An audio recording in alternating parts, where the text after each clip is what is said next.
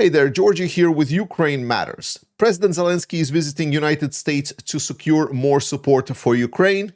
There is more support for Ukraine already coming and being promised by the European states, and Russians have shut down their own aircraft. These news and more in today's Ukraine Daily News Show. Let's begin. Russians lost another Su-30 aircraft over Crimea. This time they decided not to wait until Ukraine conducts any kind of special operation and destroy it with drones, and they shut it down themselves with the help of the anti-air systems. Quote, the Ukrainian Navy's intelligence services intercepted radio communications about the ignition of two engines and ejection of the crew of the Russian Su-30SM aircraft, which was performing a mission in the northwest part of the temporarily occupied Autonomous Republic of Crimea, the statement from the Ukrainian Armed Forces is saying. It is very clear that Russians just got scared, or they didn't understand what exactly was happening, and they shot their own plane by themselves. Ukrainians laughed at it, and I invite everyone else to laugh at Russians as well. An agreement has been reached in the European Union to boost defense spending of the bloc by 1.5 billion euros by 2030.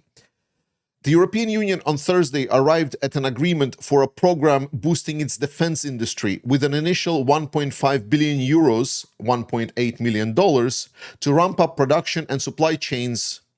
The Council of the European Union reported. The 1.5 billion euros budget for the European Defense Industry Program, EDIP, provides as grants covers the period from 2025 to 2027, according to the agreement struck by the European Parliament. The European Parliament said it has now secured funding towards the budget from the non-EU countries that also want to participate in the EDIP, such as Britain and Canada. More than that, over 300 million in this budget is estimated to be spent towards defense industry procurement in Ukraine. Despite the Russian propaganda efforts on the official level, Ukraine is cooperating very closely with Poland, and now they have signed an additional letter of intent between Ukraine and Poland on defense cooperation. Here is a quote from the Minister of National Defense, Vladislav Kosniak-Kamysh. From the very first day of Russia's aggression against Ukraine, we have supported our neighbors. Poland was the first to welcome and shelter Ukrainian citizens. Today marks another step in our cooperation.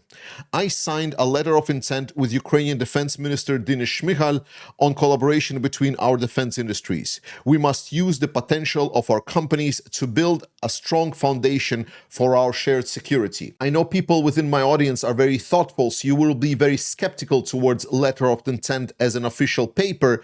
However, within business, it is extremely important to have these signals so the contracts can be struck on the long-term cooperation. And while by itself it doesn't secure anything on the government level, it definitely boosts up business cooperation between Poland and Ukraine. Ukraine has secured additional cooperation with Finland in the sphere of cybersecurity. Finland has joined the Tallinn mechanism, which provides support for strengthening Ukraine's cybersecurity and resilience. This was reported on the website of the Finnish Ministry of Foreign Affairs. Quote, by joining the Tallinn mechanism, Finland will assist Ukraine in protecting against cyber threats, the foreign ministry stated. It is important to remember that this war is being fought not only in physical realm, but also in cyber realm. And as we reported recently, the damages can be counted in millions. This could be equated to shooting down on another warplane, or even more sometimes. Ukraine's foreign intelligence statement is stating that Russia is risking losing control over 40% of its territory due to Chinese North Korean expansion. Quote, Russia is increasingly paying its allies in the war against Ukraine with its own territory. Lacking the resources to develop its largest regions, the Far East Federal District, Moscow is paving the way for external expansion, the FIS said. At the same time, China is conducting a creeping demographic expansion from Vladivostok, which is in the Russian Far East, to the Urals, where Russian European parts starts and ends. Up to 2 million Chinese citizens already reside there, and this number continues to grow. Enclaves are emerging where Russians hardly work at all. So Russia is very clearly becoming a subsidiary of China, and the war that Putin started will first and foremost hurt Russia itself. This is why I don't understand the argument stating that Russia is restoring its glory.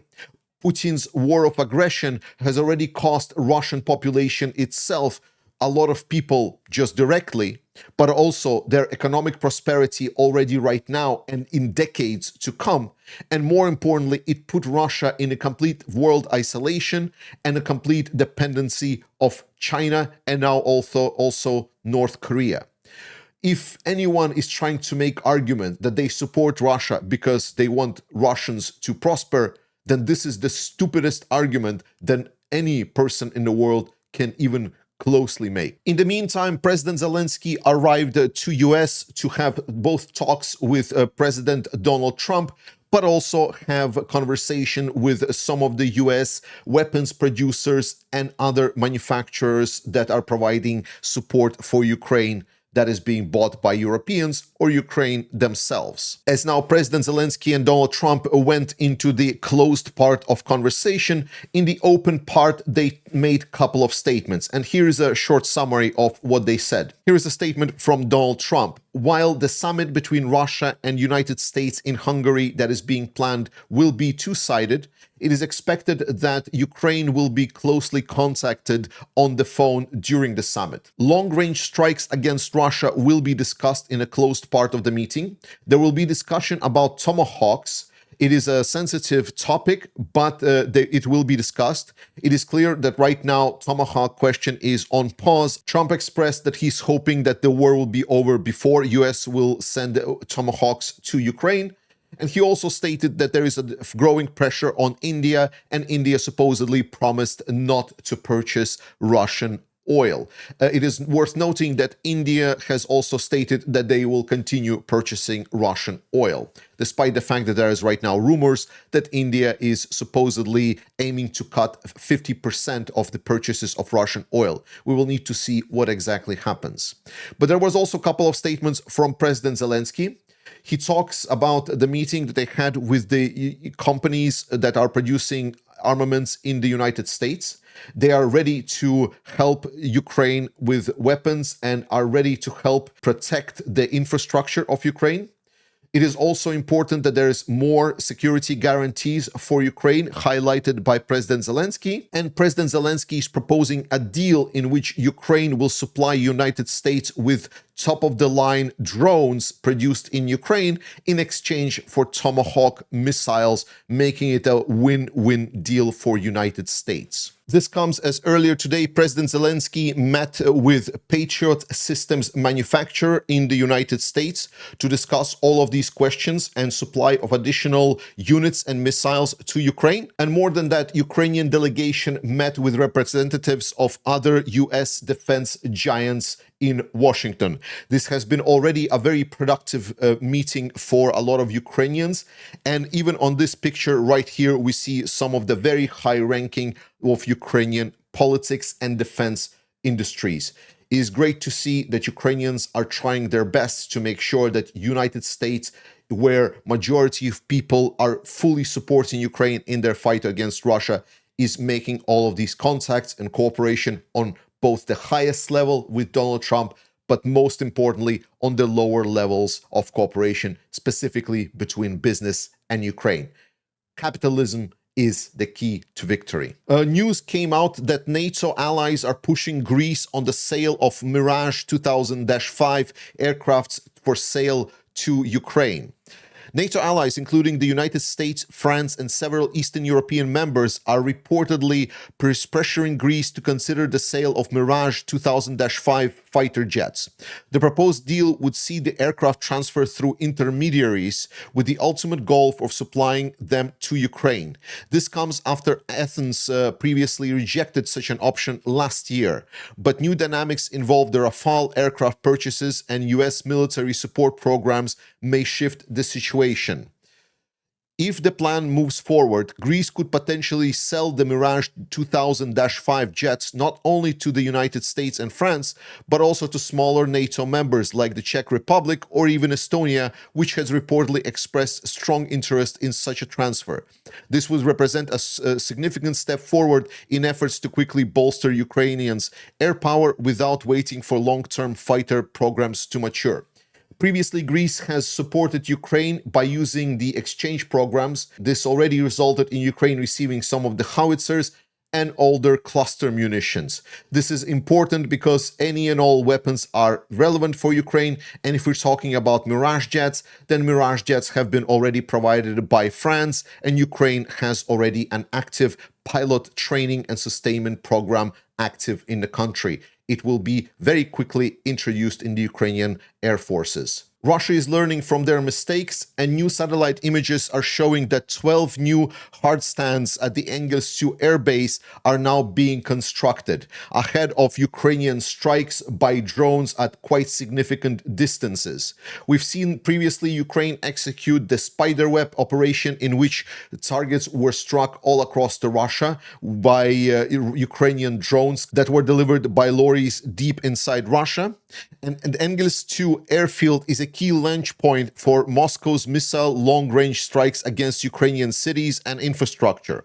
Ukrainian reconnaissance and strike drones have previously hit facilities at these bases. And finally, a feel-good story to finish off today's episode. Medics of the 3rd Corps of Armored Forces of Ukraine saved the life of Britons while on vacation. The 3rd Corps medics saved a victim on accident while on vacation in London. Sofia, Mivina and Rebecca witnessed the accident when the taxi was passing by the scene. Without hesitation, they stopped the car and began the stabilization efforts. The medics stopped the bleeding, applied bandage and monitored the victim's vital signs until ambulance arrived. The man was previously injured, but thanks to professional actions of Ukrainian military doctors, he was stabilized at the scene. So Ukrainians are saving lives of Europeans, not just philosophically speaking, but also in practice. Thank you for watching. If you like this video and you want more people to see it, please hit the subscribe button if you haven't done so far. Thank you so much for your time. I love you. Slava Ukraini, trust in Ukraine, trust in Ukrainian armed forces, and I will see you next time.